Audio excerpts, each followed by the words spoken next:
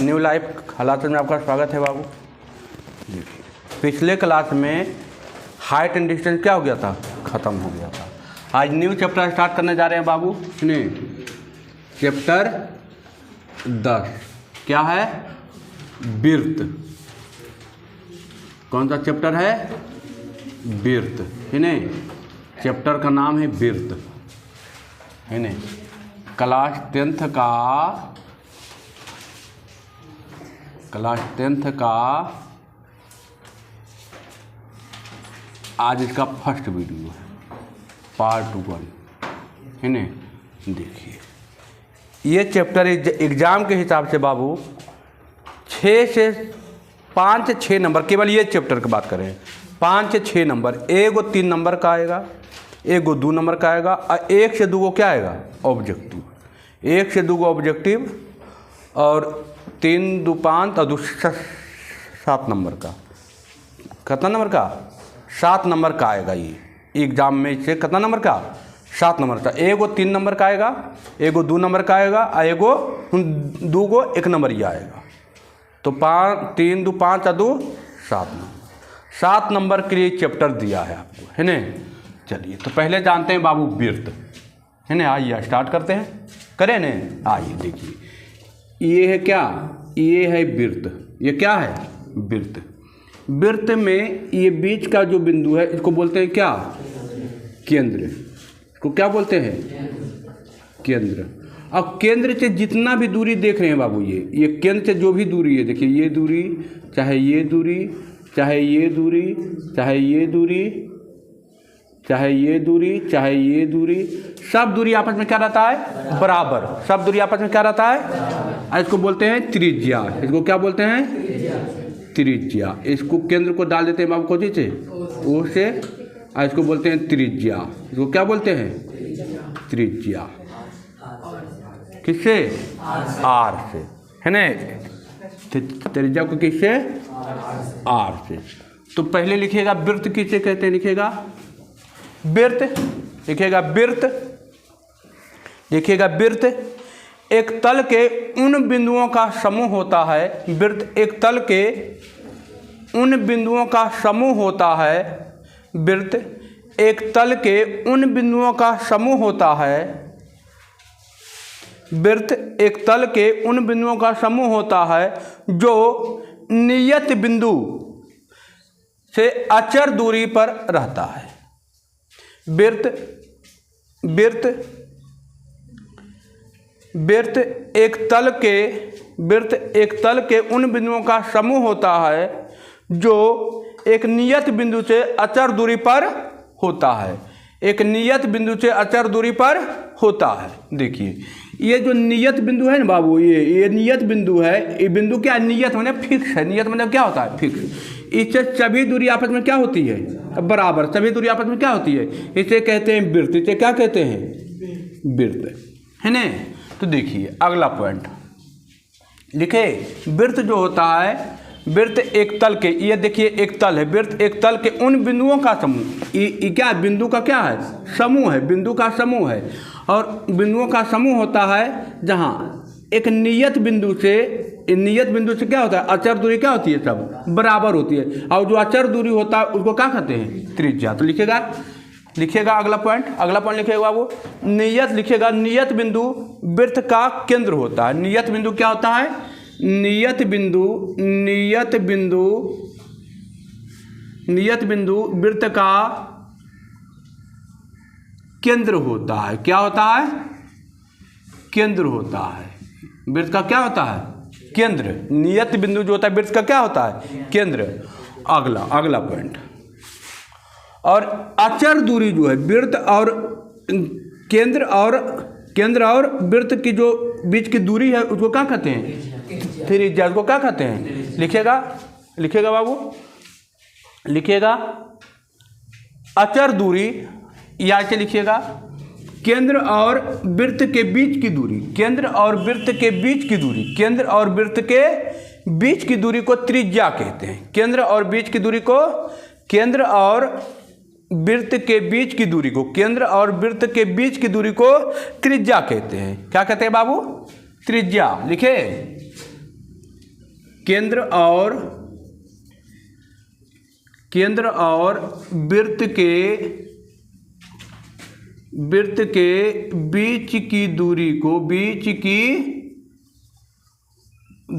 को त्रिज्या कहते हैं। क्या कहते हैं बाबू? त्रिज्या कहते हैं। हो गया। त्रिज्या को किससे डिनोट करते हैं बाबू? आर से। और केंद्र को किससे? ओ से। केंद्र को किससे? ओ से। ठीक है। अब देखिए, ये तो इसमें कोई दिक्कत ना है। अब देखिए आगे बढ़ते हैं, इसको मिटाएं नहीं। अब आगे बढ़ते हैं। अब अगला वृत्त में ही डालिएगा जीवा, है ना। अगला थी डालिएगा जीवा। ये तो वृत्त था, अगला डालिएगा जीवा, है ना। अगला डालिएगा जीवा। अगला क्या डालिएगा? जीवा। काउंट जीवा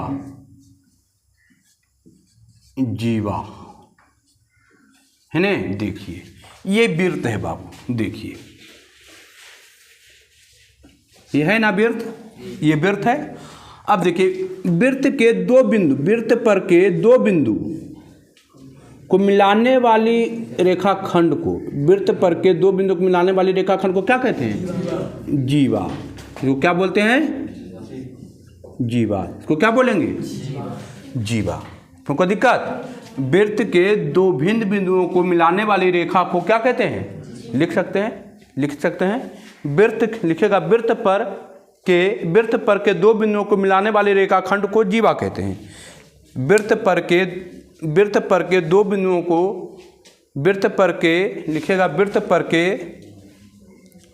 दो बिंदुओं को मिलाने वाली रेखाखंड को जीवा कहते हैं। वृत्त पर के दो बिंदुओं को मिलाने वाली रेखाखंड को जीवा कहते हैं। क्या कहते हैं बाबू? जीवा। हो गया जीवा। अब देखिए अभी जो जीवा है बाबू, अब ये जो जीवा है, देखिए ये केंद्र है ना, केंद्र। अब केंद्र से भी तो हम इस तरीके से पार सकते हैं ना। तो जीवा जब केंद्र से होकर जाती है, ध्यान दीजिएगा, ये भी तो जीवा है ना बाबू, ये भी क्या है? जीवा है। तो जब जीवा केंद्र से होकर जाती है तो उसे क्या कहते हैं? व्यास। उसे क्या कहते हैं? लिखिएगा न, तो ऐसे लिखिएगा, वृत्त की सबसे बड़ी जीवा, इससे बड़ा कोई जीवा नहीं होता है ना। वृत्त की सबसे बड़ी जीवा केंद्र से होकर जाती है, जिसे व्यास कहते हैं। वृत्त की सबसे बड़ी जीवा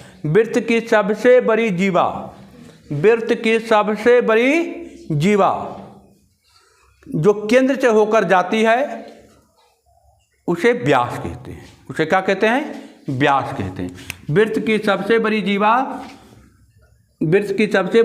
जो केंद्र से होकर जाती है उसे क्या कहते हैं?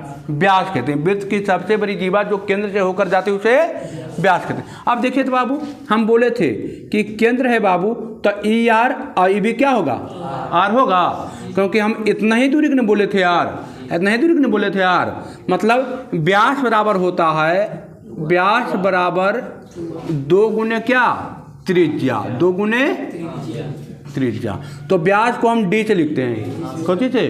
डी से। तो 2 आर कौची? तो व्यास बराबर कितना आ गया? 2 आर, है ना। व्यास बराबर क्या आ गया? 2 आर। इसमें कोई दिक्कत?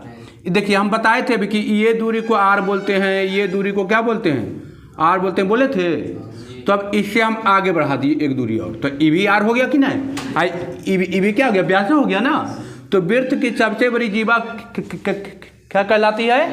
व्यास कहलाती है। और तो व्यास बराबर क्या होता है? 2 गुने त्रिज्या, मतलब डी बराबर 2 आर। कोई दिक्कत?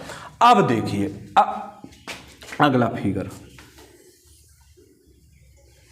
फिगर पारते चलना है ना, फिगर छोड़ना नहीं, पारते चलना है। अब आइए देखिए ये वृत्त है। अब 2 बिंदु से, ध्यान दीजिएगा, 2 बिंदु से कितने जीवा खींची जा सकती है? एक। वृत्त पर 2 बिंदुओं से कितने जीवा खींची जा सकती है? एक। लेकिन एक वृत्त में कितनी जीवा होगी? अनंत। कितनी जीवा?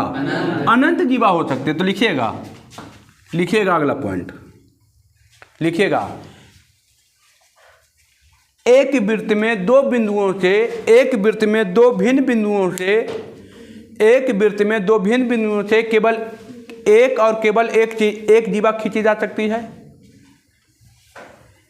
एक वृत्त में दो भिन्न बिंदुओं से एक और केवल एक जीवा केवल एक और केवल एक जीवा खींची जा सकती है। लिखे, वृत्त पर दो बिंदुओं से या वृत्त पर दो भिन्न बिंदुओं से एक और केवल एक जीवा रेखा खींची, केवल एक और एक जीवा खींची जा सकती है। हो गया, वृत्त पर दो भिन्न बिंदुओं से एक और केवल एक जीवा खींची जा सकती है। हो गया, अगला पॉइंट। अब देखिए अगला पॉइंट लिखिएगा, एक वृत्त में अनगिनत जीवा खींची जा सकती है। एक वृत्त में अनगिनत जीवा, अब देखिए ना, कोई ऐसे खींच दिया, कोई ऐसे खींच दिया, कोई ऐसे खींच दिया, कोई ऐसे खींच दिया, कोई ऐसे खींच दिया, कोई ऐसे खींच दिया, खींचते ही जा रहा है, कोई ऐसे खींच दिया, कोई ऐसे खींच दिया। खींचेगा कि नहीं खींचेगा? सब जीवा है बाबू, सब क्या है? जीवा है। तो एक वृत्त में अनगिनत जीवा खींची जा सकती है। एक वृत्त में कितने जीवा? अनगिनत जीवा खींची जा सकती है। कोई दिक्कत? आगे बढ़िए। अब लिखिएगा, अगला लिखिएगा छेदक रेखा। अगला लिखिएगा बाबू छेदक रेखा। अगला लिखिएगा छेदक रेखा।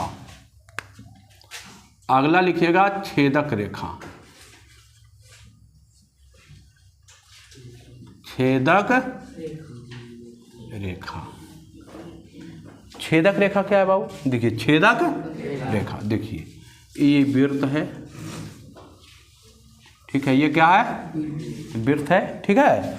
अब देखिए छेदक रेखा वृत्त के दो भिन्न बिंदुओं से क्या करता है? काटता है। उसको कहते हैं छेदक। इसको बोलते हैं, एक बिंदु मान लिया जाए ए है, एक बिंदु क्या है? बी है।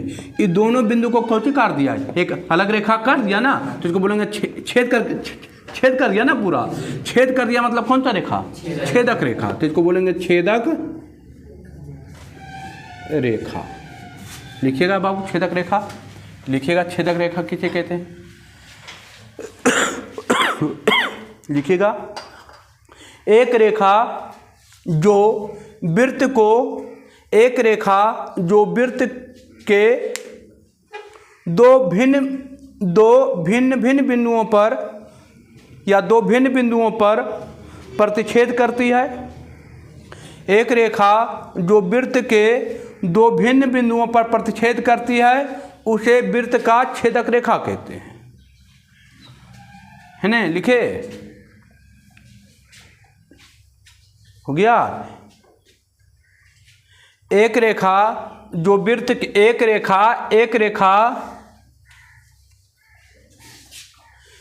रेखा वृत्त के जो दो भिन्न बिंदुओं पर प्रतिच्छेद करती है, उसे क्या कहते हैं? छेदक। लिखे, एक रेखा जो वृत्त के दो भिन्न बिंदुओं पर प्रतिच्छेद करती है, उसे वृत्त का छेदक रेखा। अब देखिए ये हो गया छेदक रेखा बाबू। तो दो बिंदु से, मान लीजिए एक बिंदु ये है, एक बिंदु ये है, वृत्त के दो बिंदु से कितना छेदक रेखा खींची जा सकती है? कितना? केवल एक। लेकिन एक वृत्त में कितनी छेदक रेखा? अनंत। चाहेंगे तो ऐसे भी खींच सकते हैं, चाहेंगे तो ऐसे भी, ऐसे भी, ऐसे भी, ऐसे भी, ऐसे भी, ऐसे भी, सब छेदक रेखा ही है बाबू, है ना? चलिए तो लिखिएगा, एक वृत्त में दो बिंदुओं से केवल एक छेदक रेखा खींची जा सकती है। लिखिएगा, या ऐसे भी लिख सकते हैं, वृत्त पर दो बिंदुओं से एक और केवल एक छेदक रेखा खींची जा सकती है। या एक वृत्त में दो बिंदुओं से एक और केवल एक छेदक रेखा खींची जा सकती है। एक वृत्त में दो बिंदुओं से एक और केवल एक छेदक रेखा खींची जा सकती है। लिखे, वृत्त में दो बिंदुओं से एक और केवल एक छेदक रेखा खींची जा सकती है। हो गया, वृत्त में दो बिंदुओं से एक और केवल एक छेदक रेखा खींची जा सकती है। अगला पॉइंट लिखिएगा बाबू, अगला पॉइंट लिखिएगा। अब एक वृत्त में अनगिनत छेदक रेखा खींची जा सकती है। एक वृत्त में अनगिनत छेदक रेखा खींची जा सकती है। एक वृत्त में अनगिनत छेदक रेखा खींची जा सकती है। एक वृत्त में अनगिनत छेदक रेखा खींची जा सकती है। हो गया, एक वृत्त में अनगिनत छेदक रेखा खींची जा सकती है। अब आइए बाबू अगला टॉपिक आइए। एक वृत्त में कितनी छेदक रेखा? अनगिनत। एक वृत्त में कितनी जीवा? अनगिनत। कितनी? लेकिन पूछेगा एग्जाम ऑब्जेक्टिव में कि एक वृत्त में दो बिंदुओं से कितनी जीवा खींची जा सकती है? एक। लेकिन एक वृत्त में कितनी जीवाएं खींची जा सकती है? अनंत। कितनी? दो बिंदु आ गया तो कितना? और कह दिया एक वृत्त में कितनी जीवा? अनंत। एक वृत्त में दो बिंदु से कितनी छेदक रेखा? एक। और एक वृत्त में कितनी छेदक रेखा? अनंत। कितनी? अनंत। कोई दिक्कत? अब आइए स्पर्श रेखा।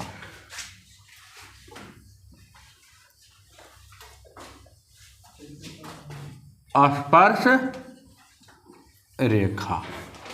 स्पर्श रेखा देखिए, ये सर्किल है, ये देखिए स्पर्श कर रहा है। देखिए छू के निकल जाना, एक बिंदु पर छू के क्या कर गया? इसको बोलते हैं स्पर्श बिंदु। इसको क्या बोलते हैं? स्पर्श बिंदु।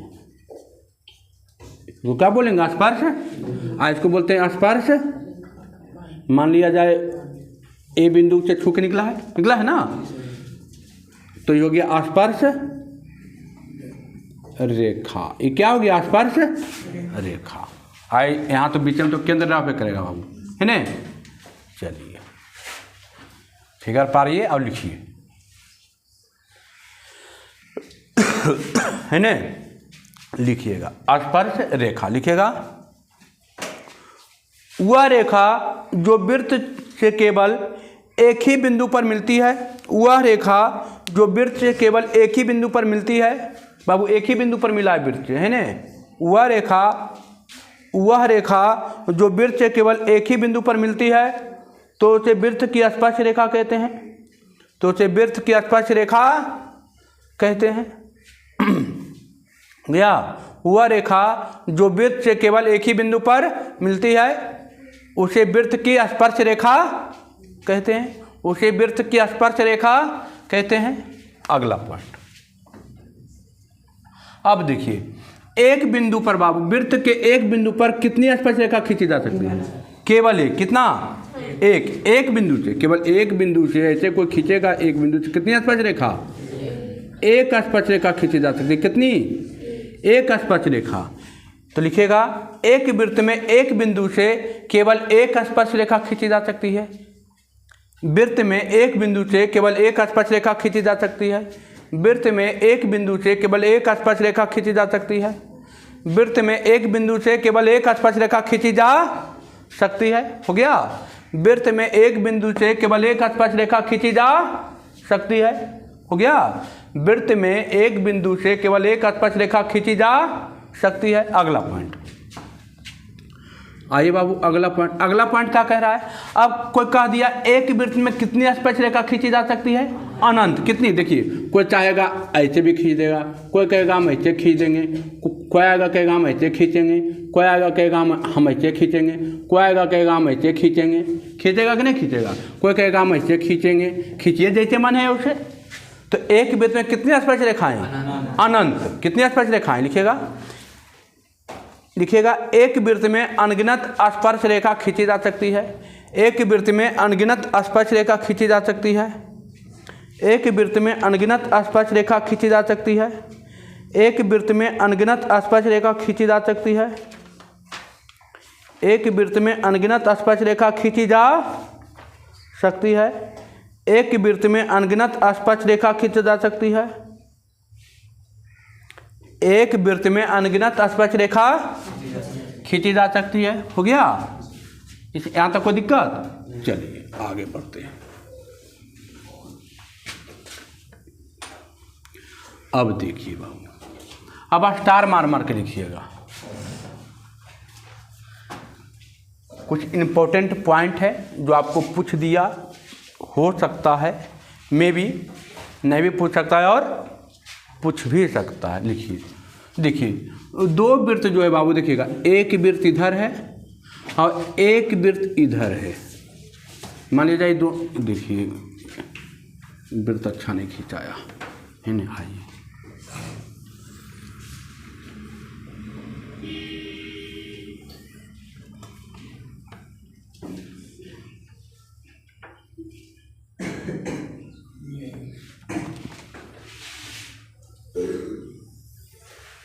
ठीक है, ये दो गो वृत्त है। क्या है?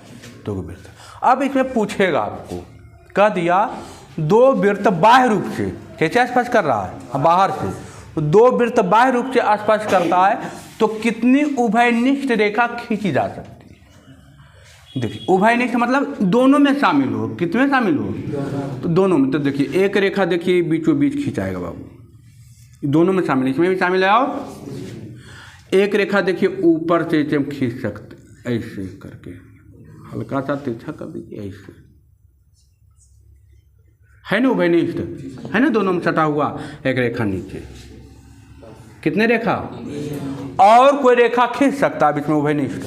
अब नहीं खींचेगा, ऐसे खींचेगा तो एक के वृत्त आएगा, एक वृत्त कहाँ आ रहा है ना, आ रहा है। ऐसे खींचेगा तो एक के वृत्त आ रहा है, एक वृत्त कहाँ आ रहा है।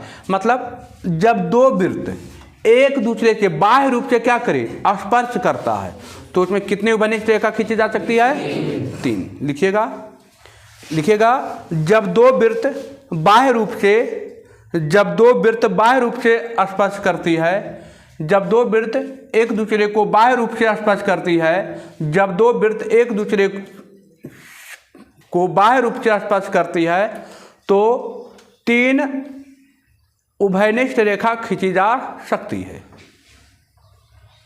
या 3 स्पर्श रेखा खींची जा सकती है, ऐसे भी लिख सकते हैं। जब दो वृत्त एक दूसरे को बाह्य रूप से, एक दूसरे को बाह्य रूप से स्पर्श करती है तो 3 उभयनिष्ठ रेखा खींची जा सकती है, या 3 स्पर्श रेखाएं खींची जा सकती है। हो गया। जब दो वृत्त एक दूसरे को बाह्य रूप से स्पर्श करता है, देखिए दोनों बाहर रूप से स्पर्श किया, जब दो वृत्त एक दूसरे को बाह्य रूप से स्पर्श करती है तो 3 उभयनिष्ठ रेखा या 3 स्पर्श रेखा खींची जा, फिगर जरूर पा रही है, ठीक है, फिगर से आपको क्या रहेगा, याद रहेगा। बाह्य माने होता है बाहर, बाहर रूप से स्पर्श कर रहा है, ठीक है। अब अगला हो गया, जब दो वृत्त एक दूसरे को बाह्य रूप से स्पर्श करती है तो कितनी उभयनिष्ठ रेखा खींची जा सकती है, केवल 3। कितनी, 3। अब आइए अगला, ये है बाबू एक वृत्त और एक वृत्त ये ले लेते हैं, वृत्त ये, ठीक है।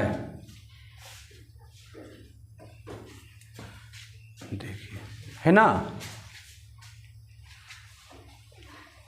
अब आइए, अब क्या कर रहा है, जब दो वृत्त एक दूसरे से अंदर हो गया ना, अंदर को क्या बोलते हैं, जब दो वृत्त एक दूसरे से अंतः रूप से स्पर्श करता तो कितने उभयनिष्ठ रेखा खींची जा सकती है, केवल कितना, एक, केवल इस टाइप का, और कोई उभयनिष्ठ रेखा खींची जा नहीं सकती। लिखिएगा, जब दो वृत्त एक दूसरे को अंतः रूप से स्पर्श करती है, जब दो वृत्त एक दूसरे को अंतः रूप से स्पर्श करती है तो केवल एक उभयनिष्ठ रेखा खींची जा सकती है, या एक स्पर्श रेखा खींची जा सकती है।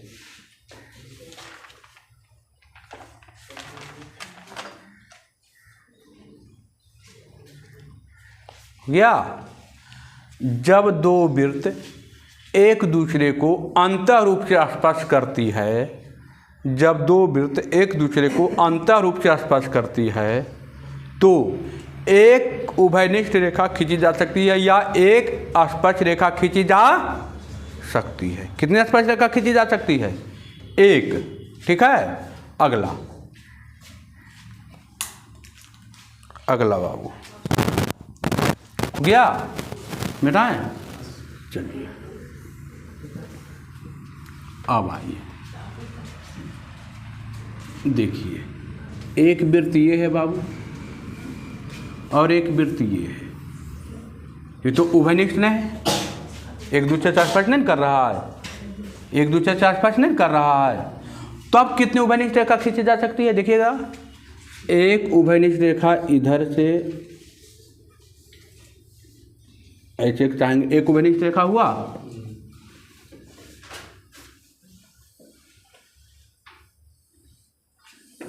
दूगो,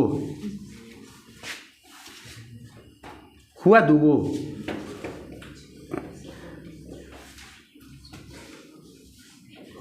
तीन गो,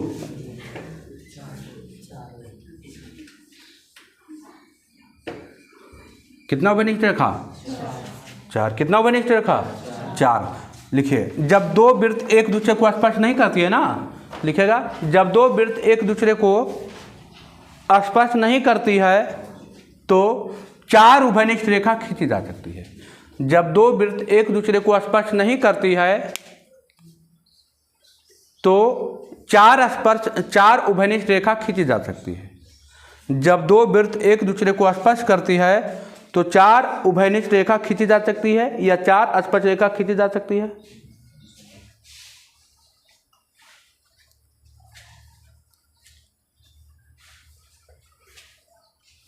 जब दो वृत्त एक दूसरे को स्पर्श बाह्य रूप से स्पर्श नहीं करती है, जब दो वृत्त एक दूसरे को बाह्य रूप से स्पर्श नहीं करती है तो चार उभयनिष्ठ रेखा खींची जा सकती है। जब दो वृत्त बाह्य रूप से एक दूसरे को स्पर्श नहीं करती है तो चार उभयनिष्ठ रेखा खींची जा सकती है। कितना उभयनिष्ठ रेखा? चार उभयनिष्ठ रेखा। अगला बेटा, अगला, अब आइए,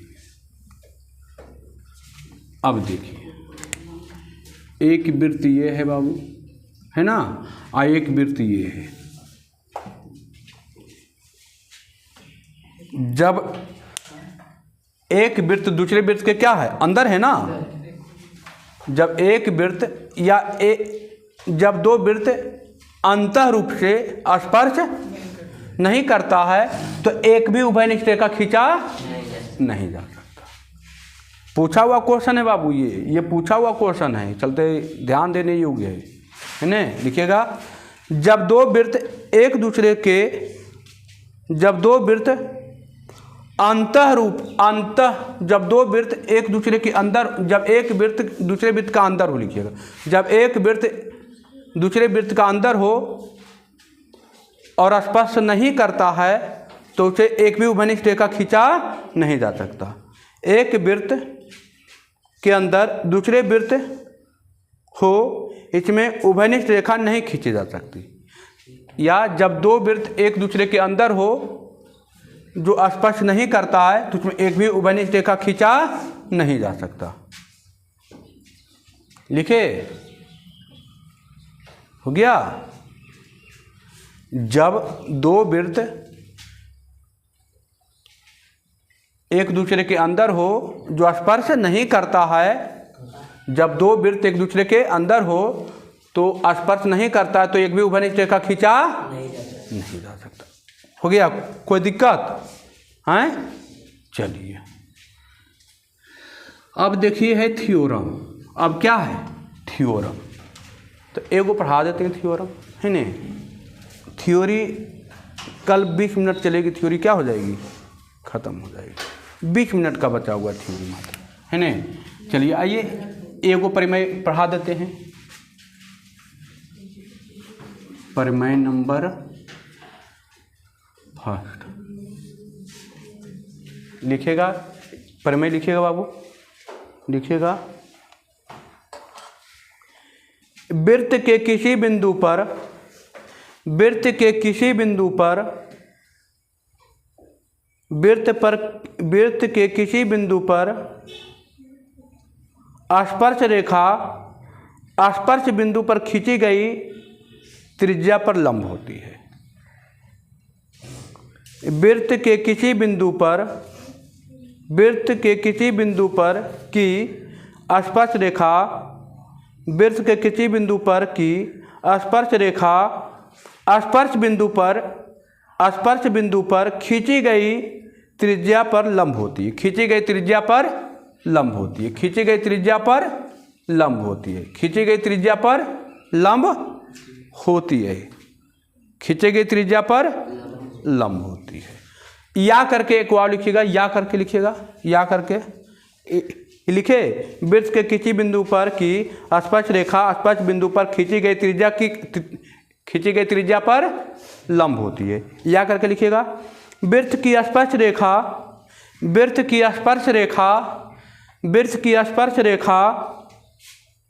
स्पर्श बिंदु से होकर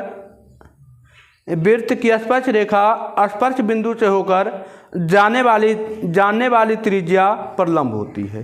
वृत्त की स्पर्श रेखा स्पर्श बिंदु से होकर जाने वाली त्रिज्या पर लंब होती है। अब हमको क्या दिया है बाबू, देखिए लंब होती है। देखिए क्या दिया है, देखिए पहले फिगर पाते हैं। देखिए कह रहा है ये वृत्त है, ये केंद्र है, इससे जो खिंचा रहे हैं ना क्या होता है, लंब होता है। क्या होता है, लंब होता है। ये मान लेते हैं क्या, ये मान लेते हैं ए, ये मान लेते हैं बी, ये मान लेते हैं सी, यहाँ पर हम रचना कर देते हैं इसे करके ई क्यू आई पी। ठीक है, हम रचना करते हैं। हमको क्या दिया है, ओ वृत्त का केंद्र है, हमको दिया है बाबू, ओ वृत्त का केंद्र है, ओ वृत्त का केंद्र है जो स्पर्श रेखा ए बी वृत्त के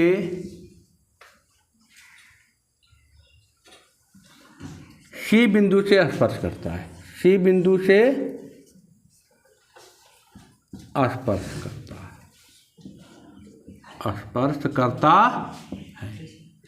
ये हो गया। सिद्ध क्या करना है, सिद्ध करना है बाबू, क्या सिद्ध करना है बाबू, तो कह रहा था लंब है, माने ओसी लंब किस पर है, ए बी पर। ओसी लंब किस पर है, ए बी पर। ये हमको सिद्ध करना है। ओसी लंब किस पर है,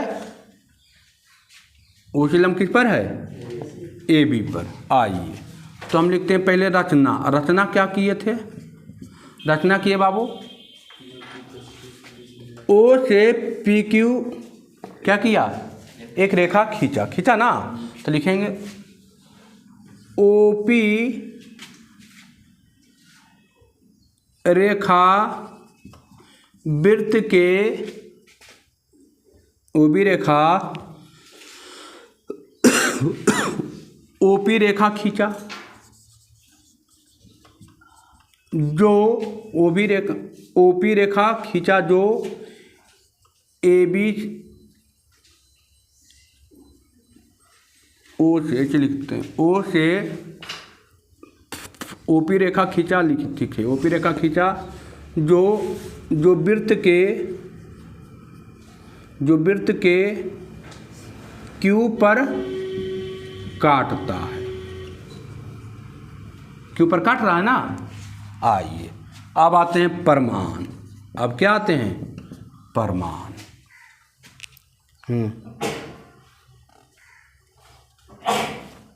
अब देखिए, अब देखिए तो बाबू,